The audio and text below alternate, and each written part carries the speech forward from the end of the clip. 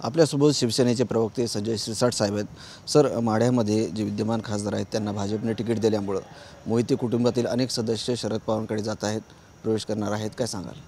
मग आता राजकारणामध्ये एवढा बहुत चेंजेस येत असतो। आता ते तिकीट न देण्याचे कारण ते भाजपच्या नेत्यांना माहिती आहेत आणि मग आता आपल्यालाच पाहिजे, जर नाही दिलं तर मी इतर पक्षात जाईल, हे अनेक ठिकाणी घडतं। त्यापैकी एक ही घटना आहे, म्हणून त्याला एवढं आम्ही सुद्धा सिरियस घेत नाहीत। पक्षांतर हे होत असतात, ज्याला जिथून लढायचं त्यांनी ते लढावं, परंतु पक्षामध्ये जी खासदारकी दिलेली आहे त्यांच्याकडून जाणं मला वाटतं हे योग्य नाही। परंतु युतीवर काय याचा परिणाम होईल का? नाही, युतीवर काही परिणाम होणार नाही। एक सीट इकडचे तिकडे जाण्याने युतीवर परिणाम होत नसतो, परंतु लोकांनाही माहिती पडतं की न देण्याची कारणं काय आहेत किंवा तिथलचं लोकलचं राजकारण आहे हे कसं कारणीभूत आहे, म्हणून याच्यावर जास्त चर्चा करणं मला वाटतं योग्य नाही। तरी पण आता म्हणजे आज हे आहेत सलमान खान आहेत, त्यांच्या घराबाहेर गोळीबार झाला आणि अनेक सुप्रिया सुळे असतील यांनी त्याच्यावर टीकाही केली की आता गोळीबार सरकार आहे असं, तर आपण याबाबत काय सांगाल? हे बघा, गोळीबार झाला, एखाद्या अज्ञातेसमाने केला, त्याची चौकशी झाली पाहिजे। सलमान खान हा जरी स्टार असला तर गोळीबारचे कारणं हे आपण ते सरकार पाहिजे, परंतु याच्यावर तातडीने लगे टीका करणे, आदिवासीवर गोळीबार ह्याच सरकारने केला, ह्या सुप्रिया ताईंच्या वडील मुख्यमंत्री असताना झालेला गोळीबार हे विसरलेत का? ठरवून केलेला गोळीबार वेगळा ना अज्ञात इस्माने केलेला गोळीबार वेगळा, म्हणून याची सरकार निश्चित दखल घेईल, चौकशीसुद्धा करेल।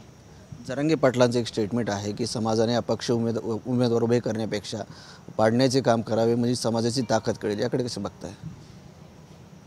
जरांगे पाटलांनी स्टेटमेंट हे कुणाच्या विरोधात केलं आहे याची मला कल्पना नाही, परंतु त्यांचा मॅसेज त्यांनी ज्या पद्धतीने दिला असेल कदाचित त्या कार्यकर्त्याला माहीत असेल, म्हणून आता नेमकं कुणाला पाडायचं आहे हे जरांगे पाटलाला माहीत। राजकारणाच्या वेळेला किंवा निवडणुकीच्या वेळेला आता त्यांचे कार्यकर्ते कुणाकडे जातील हे काही दिवसात आपल्याला कळेल। आता या ठिकाणी मुख्यमंत्री येणार आहेत, या ठिकाणचा उमेदवार फायनल व्हायचा, आपण म्हणलात की आता चर्चा होणार आहे, कदाचित उमेदवार कळेल या चर्चेतून। नाही, मी मुख्यमंत्री साहेबांना आता रनवेवरच भेटणार आहे, कारण की त्यांना बुलढाण्याला जायचं आहे, वेळ होतो आहे, म्हणून मी त्यांना तिथं भेटणार आहे, त्यांच्याशी चर्चाही करणार आहे आणि मुळात संभाजीनगरची चर्चा करणं मला गरजेचं आहे, कारण की या जागेबद्दलच्या अनेक ज्या चर्चा आहेत त्याला कुठेतरी आता स्टॉप दिला पाहिजे, पूर्णविराम दिला पाहिजे असं माझं मत आहे। आज नाव पुढे येईल? नाही, नाव तर पुढं आलेले आहेत, फक्त घोषणा होणं बाकी आहे आणि ती घोषणा CM साहेब कधी करतील मी त्यांना भेटल्यानंतर आपल्याला सांगू शकतो। नाव आज कळेल का? नाव मला तर कळेलच, परंतु बाहेर आल्यानंतर मी तुम्हाला सांगू शकतो की कधी घोषणा करणार आहेत। होते संजय शिरसाट आणि जालना संभाजीनगर लोकसभेचा उमेदवार कोण असणार हे मुख्यमंत्री या ठिकाणी येतील आणि त्यांच्यासोबत चर्चा करून मला कळेल आणि ते माध्यमाशी सांगतील असं त्यांनी म्हटलं आहे। कॅमेरामॅन अमित आढेसह संजय सरवदे, TV9 मराठी, छत्रपती संभाजीनगर।